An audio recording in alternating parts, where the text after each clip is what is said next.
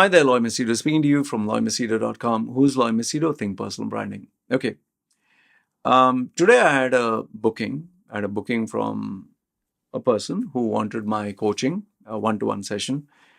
And this particular individual was kind of feeling down. He was feeling not depressed, is it, but feeling lost.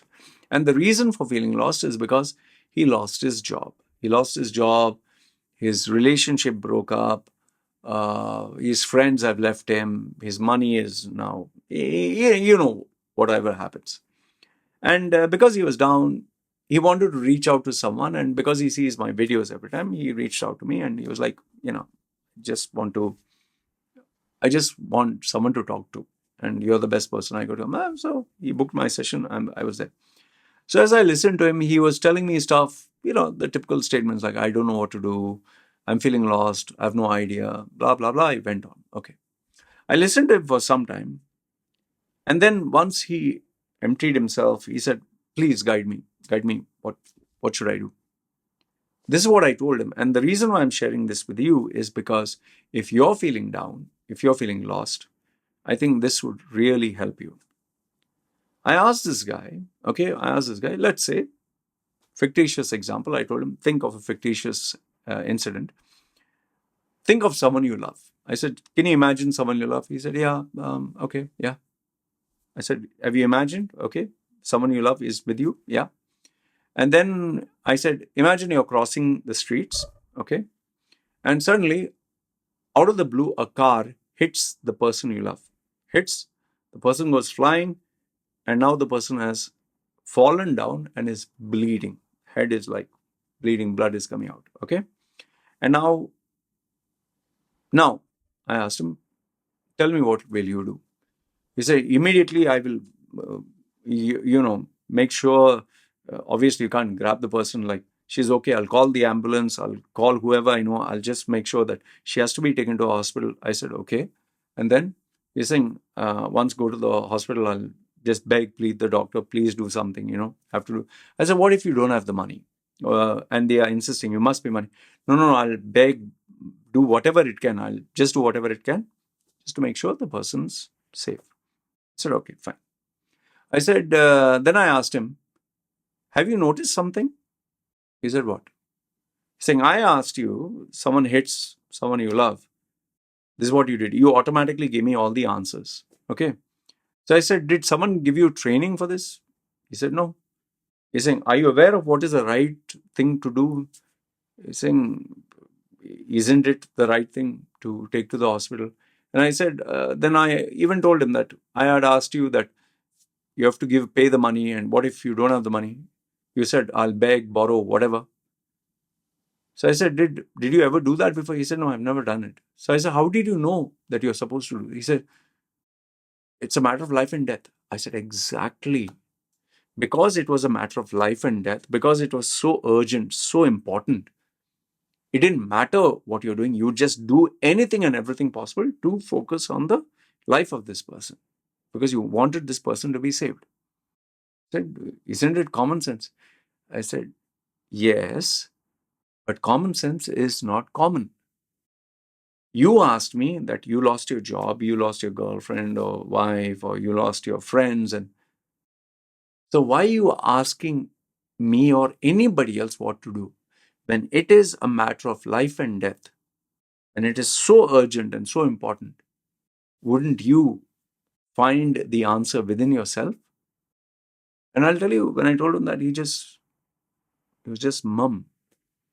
I said, let's imagine you have a baby. And the baby is dying until you have to feed something. What would you do? He's saying, I will do anything. I will borrow, I will steal, I will beg, I will, whatever it takes. I said, exactly. This is, and then I told him the story. This actually happened. Let's give the guy whatever name. Think of a name. Let's say Alan. Let's take a name. Alan, Mr. Alan. Alan, this is an actual story. This is not fake. I know this person very well. Alan was working as an engineer for a small company in Sharjah, Dubai. Let's say Dubai. He was working for a small company in Dubai. And he had a wife, housewife, and he had 2 daughters. Okay, small baby. One was below the knee, and one was, like just a born baby. And he used to go to work. And one day he found out that he was terminated from his company. And now the worst part is he was terminated. He didn't have any money, nothing. And on top of that, he had taken a loan and he had many other expenses. So obviously he had to go get himself a job. So one day, as going, being rejected here and there, he was not a very smart guy. He didn't have very big qualifications. He was not even good at speaking. He was an introvert. One day, as he went, when he came back home, he found his wife walking on the corridor of the flat, on the corridor of the floor. So he said, "What are you doing here? Why are you walking outside?" So his wife said, there is no there's no electricity and water in the house. They have cut it because you have not paid. And then she said, and the baby was crying. She is saying, why is the baby crying? He's saying, the baby, there's no pampers for the baby. We need pampers. And there's no food for the baby. There's no food. The minute he heard that, and this is what he had told me that time, saying, Loy, the minute my wife told me, we need food for the baby. There's no pamper. They're hungry. My wife didn't ask food for her. And then it struck me, I didn't bring food for them. I didn't bring food for her. He's saying, I felt like, he just went down. He didn't know what to do. He didn't know where to go. He didn't know how to get money. He just sat in the car. He was driving and like a zombie. He didn't know what to do. And as he was driving, suddenly, out of the blue, he saw one guy standing there, waiting for a taxi or this thing. He just stopped there and asked him, yeah, my friend, where do you want to go? He said, I just want to go, to a particular street. And he's saying, I'm waiting for a taxi. He's saying, if you want, hop in. I'll give you a ride from here to there. You can pay me whatever you want. He said, yeah, okay, no issues. His car was okay. So he sat down, drove him, dropped him, and he got paid. And when he got that money, he was like, oh, okay, maybe I can do something. And then he searched for another person. He found someone. Then he searched for someone. He found another person. Before you know it, within a few hours, he managed to get enough money where he ran back home, bought some food, bought Pampers, bought something for the kids. And then, obviously, as the story continued, he did this for a couple of months and eventually saved enough money where he not only, forget the electricity and water, he saved money to start up a company. And today, that guy is dealing with millions. I'm not exaggerating at all. This is a true story. He's doing millions of dollars worth of business per month. He's supplying his goods and services to governments of different countries. He doesn't have a very large staff, but he's doing very well. Okay, he's not doing a transport business, by the way, FYI. So, what was the moral of the story when what I told him? It was very simple. When something is very urgent for you, something is very important, when it's a matter of life and death, you're not going to ask anyone for a solution. I've gone through this if you see my, on my channel, Loy Machedo suicide video, when I had no money, when I was thrown in India, falsely accused. I had no money, no friends, no girlfriends, no parents, nobody wanted to support me, nothing to live for.